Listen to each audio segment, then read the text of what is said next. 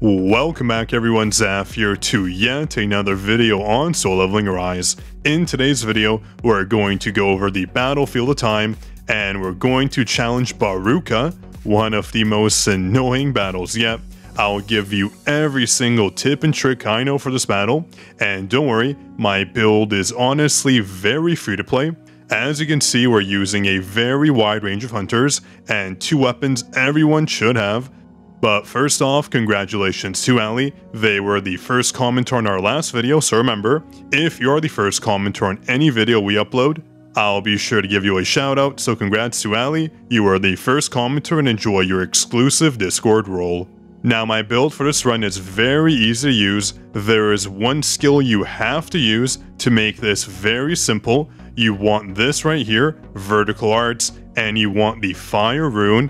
You honestly must use this, otherwise you will have a very difficult time. There aren't really many alternatives to this. You could use Black Hole, that being the Commander's Touch. It is an option, but really you want to use Vertical Arts with the Fire Rune. That's your best bet. And for your second skill, for my build, you won't be using a second skill. You'll only be using it on the boss battle. That's why I chose Cutting Rush. It gives me a 20% critical damage boost for 12 seconds, and you can use it again because the skill resets itself, so it's a very good option. I didn't pick any other skills because this one is super easy to get off. That's why I chose it. You can use other skills that do provide buffs, that's totally up to you, but I stuck with these 2 skills. They work the best for me. Now looking at our Blessing Stones, you do have a lot of options. One you have to use would be Weakness Detection, giving you a 12% damage bonus to any target that has an elemental weakness. Super simple. You also want the Boss Slayer, giving you an 8% boss damage increase. It does increase our cooldown of dash by a fair bit, but that's not important. You really won't be using them too much. Other Blessing Stones you can go for would be the Double-Edged Sword. You can also go for Bloodlust, but one I do personally recommend would be this Blessing Stone here that I don't have myself, which is super annoying.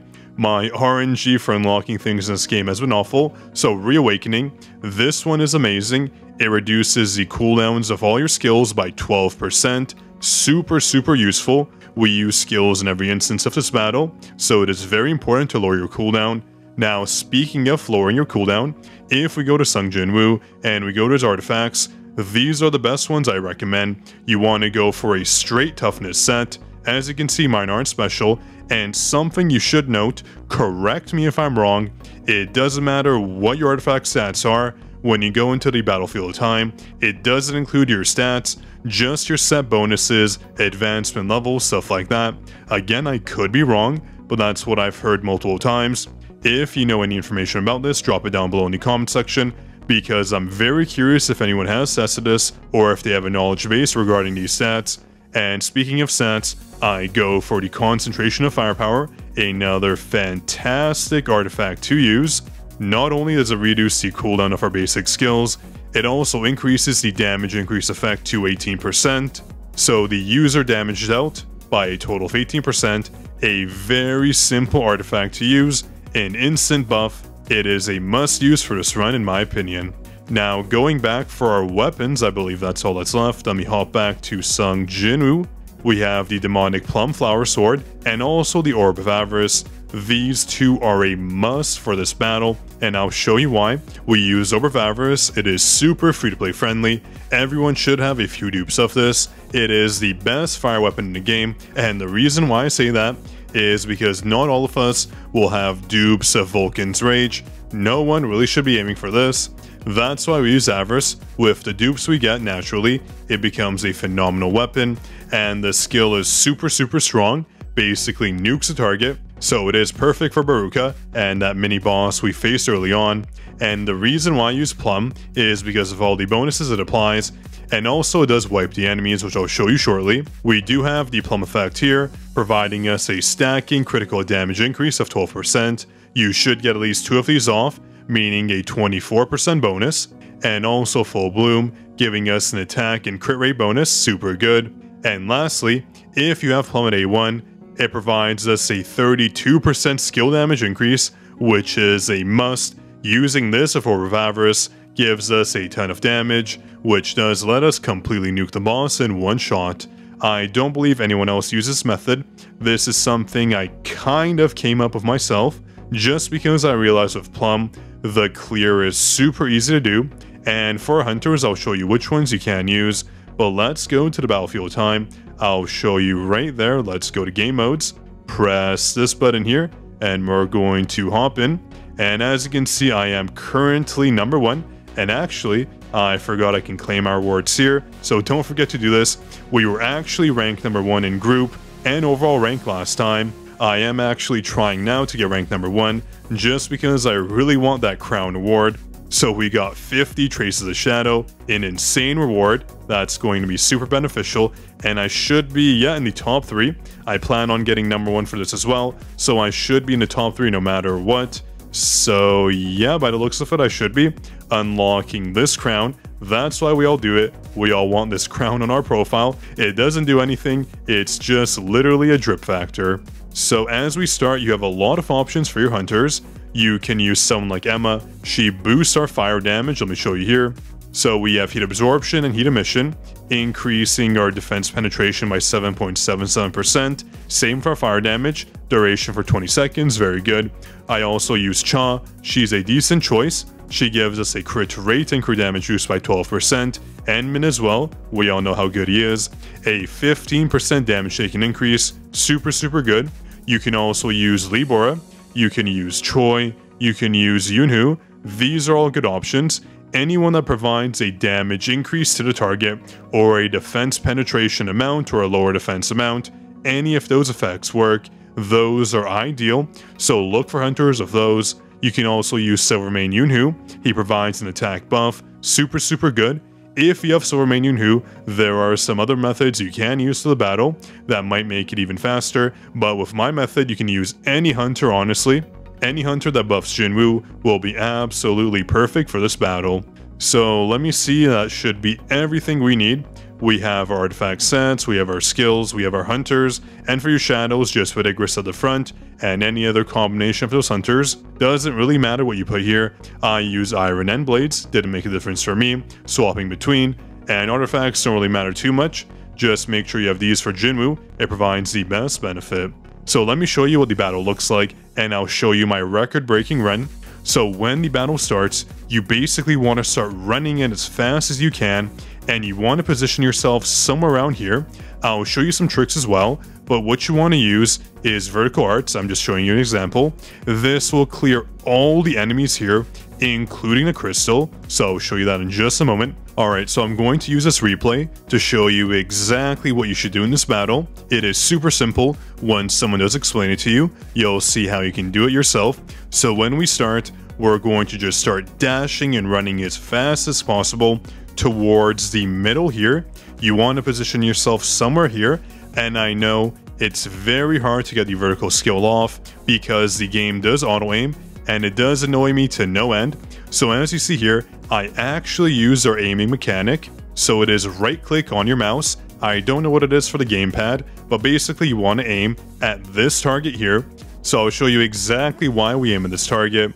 So as we play, you'll see I'm going to jump up in the air. I'm going to end up hitting all these targets and also the new ones that spawn. So you see here, the new ones are about to spawn, and those die too. And the blue stone in the middle pops up as well. This goes away as well. That's why vertical arts is so overpowered for this run. You clear one wave, two waves, and this wave here, that being the crystal. And then what you want to do is position yourself right here in front of this landmark right over here. The reason why you want to do that is because you want to use Plum, and I'll show you exactly why. So I'm going to position myself and wait. I'm going to dash so I get the full boom effect, and as I use Plum skill, you'll see it completely clear all the enemies. Very easy. Boom bam. Every single one of them were cleared by just using Plum skill. And now what you want to do is either just use the average skill. Sometimes I do dash forward just so I don't miss. It does oftentimes aim to the side by accident, which is super annoying. So I might dash forward here. I walk forward, there we go. And I'm going to use the average skill. And one reason why I do use Plum is because it's very free-to-play friendly. Everyone should necessarily have one copy, even one more dupe of it, so 2 copies total, because at the A1 bonus, as I mentioned earlier, it provides a 32% skill damage boost, meaning with your Avarice, you're about to one-shot the Ice Elf Guard Captain. You'll see here a very easy clear. One-shotting it is super easy, and if you don't worry, it's not the end of the world. Just start auto-attacking it, but don't use Shadow Step, that'll be a waste.